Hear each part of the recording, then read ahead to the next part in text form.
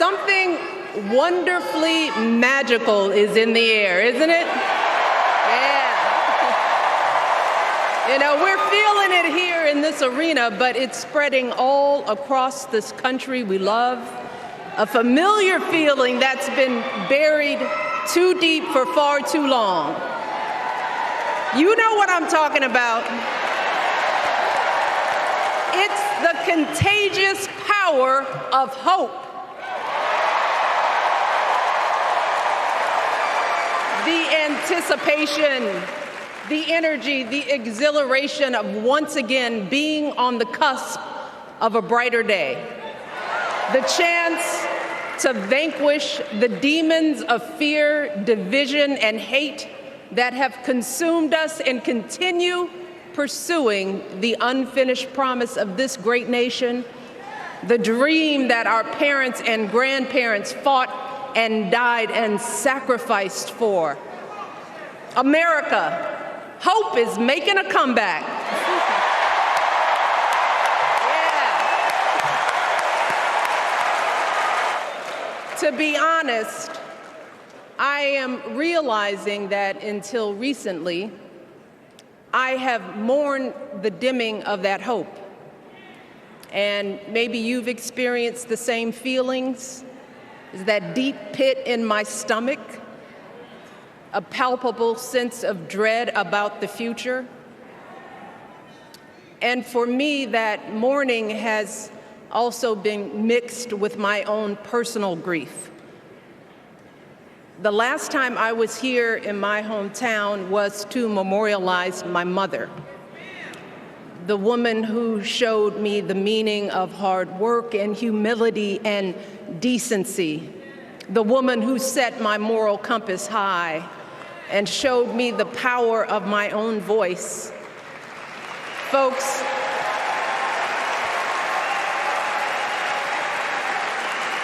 I still feel her loss so profoundly.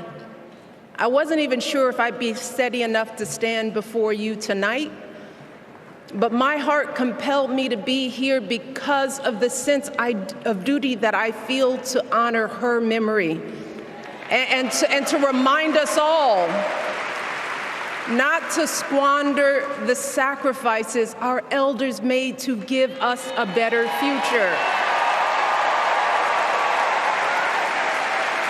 You see, my mom, in her steady, quiet way, lived out that striving sense of hope every single day of her life.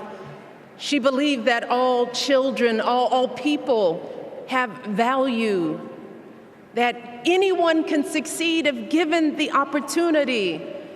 She and my father didn't aspire to be wealthy. In fact, they were suspicious of folks who took more than they needed. They understood that it wasn't enough for their kids to thrive if everyone else around us was drowning. So my mother volunteered at the local school. She always looked out for the other kids on the block. She was glad to do the thankless, unglamorous work that for generations has strengthened the fabric of this nation. The belief that if you do unto others, if you love thy neighbor, if you work and scrape and sacrifice, it will pay off. If not for you, then maybe for your children or your grandchildren. You see, those values have been passed on through family farms and factory towns, through tree-lined streets and crowded tenements, through prayer groups and National Guard units and social studies classrooms. Those were the values my mother poured into me until her very last breath. Kamala Harris and I built our lives on those same foundational values. Even though our mothers grew up an ocean apart, they shared the same belief in the promise of this country. That's why her mother moved here from India at 19. It's why she taught Kamala about justice about the obligation to lift others up, about our responsibility to give more than we take. She'd often tell her daughter, "Don't sit around and complain about things, do something." So, with that voice in her head, Kamala went out and she worked hard in school, graduating from an HBCU, earning her law degree at a state school. And then she went on to work for the people, fighting to hold lawbreakers accountable, strengthening the rule of law, fighting to get folks better wages, cheaper prescription drugs, a good education, decent health care, child care, elder care. From a middle-class household, Kamala worked her way up to become Vice President of the United States of America. My girl, Kamala Harris, is more than ready for this moment. She is one of the most qualified people ever to seek the office of the presidency. And she is one of the most dignified. A tribute to her mother, to my mother, and to your mother too. The embodiment of the stories we tell ourselves about this country. Her story is your story. It's my story. It's the story of the vast majority of Americans trying to build a better life. For years, Donald Trump did everything in his power to try to make people fear us. See, his limited, narrow view of the world made him feel threatened by the existence of two hard-working, highly educated, successful people who happen to be black.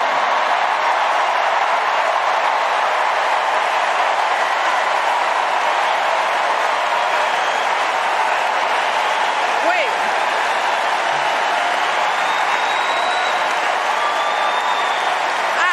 I want to know.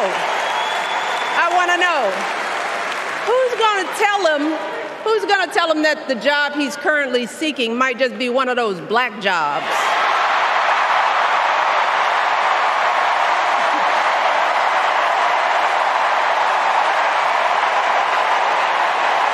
Look, it's his same old con. His same old con. Doubling down on ugly, misogynistic, racist lies as a substitute for real ideas and solutions that will actually make people's lives better. We cannot be our own worst enemies. No. See, because the minute something goes wrong, the minute a lie takes hold, folks, we cannot start wringing our hands. We cannot get a Goldilocks complex about whether everything is just right. And we cannot indulge our anxieties about whether this country will elect someone like Kamala instead of doing everything we can to get someone like Kamala elected.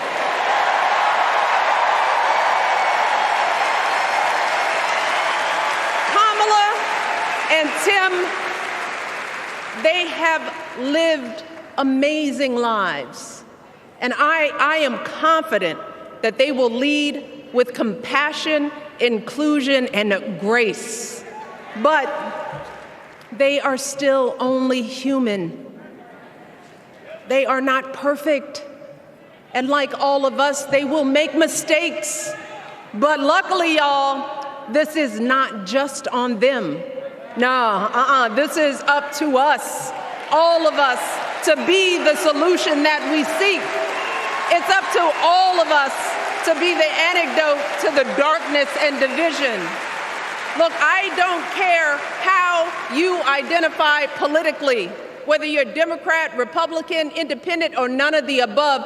This is our time to stand up for what we know in our hearts is right.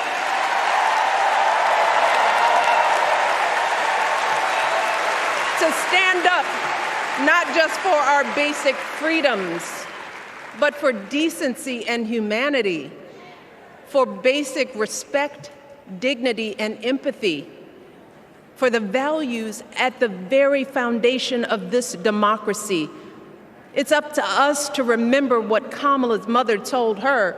Don't just sit around and complain, do something.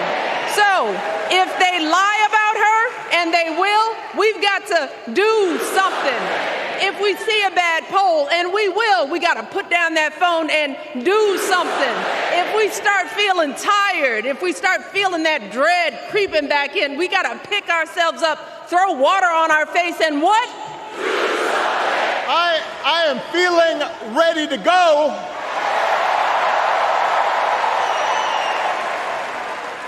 Even if I am the only person stupid enough to speak after Michelle Obama.